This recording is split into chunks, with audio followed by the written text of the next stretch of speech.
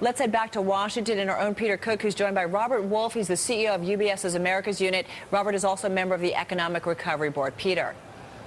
Thanks very much, Carol. I am joined here at the White House by Robert Wolf, CEO of UBS Americas, who was in the room when the president unveiled his plans today, talked about them. First of all, thank you for your time. Appreciate you joining us here on Bloomberg. Thank you. What do you make at first blush of this plan? Does it strike the right balance, as the president claims? Actually, I think it does strike the right balance. I think you'll have those who are a bit disappointed and those who actually applaud it and think maybe it should go a little further. So if you have kind of both sides, then it probably struck the right balance. Now, the president obviously directing a lot of this attention to the financial community, specifically talking about a systemic risk regulator, imposing new tests on institutions that are too big to fail. What about that focus? Does that part of this plan, this idea of having the Fed play this role as systemic risk regulator, does that trouble you in any way? It does not. I think that it's, first of all, it's not surprising that we're going to have a systemic regulator / overseer for the larger institutions, both bank and non-bank.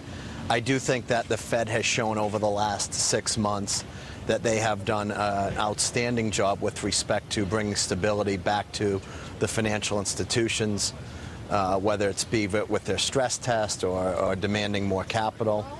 And I think that, you know, at the end of the day, most firms are not surprised that they'll have to raise more capital and/or reduce balance sheet and some sort of delevering. I think that that has been viewed as one of the risks that really caused a lot of the problems. So I'm not surprised that they're going to look to try to unwind some of that type of risk. Unwind some of that. They're going to have new capital requirements for banks, financial institutions, new liquidity requirements. And if you happen to be one of the special exclusive club that's considered too big to fail, Tier 1 is how they identified in the white paper, you're going to face even higher requirements from the government. Again, is there any concern on your part that the pendulum's going to swing too far, that's going to make, one, banking not as profitable going forward, and that maybe lending doesn't happen the way that a lot of people, including this government, would like? Well, I think we're already in a delevering mode. So I think that you've had, institutions that had 30, 40 times leverage. I think that that is unsustainable. I think at the end of the day, there's going to be a directive to do smart and good business that is good for your clients. It has the right product mix, and I think it's good for the client, shareholder, and employees, and I think you got to find that right balance.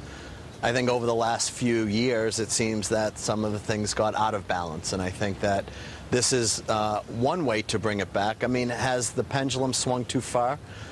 This is a white paper. We have not yet seen the final documents. It's going to go through Congress and both the House and Senate.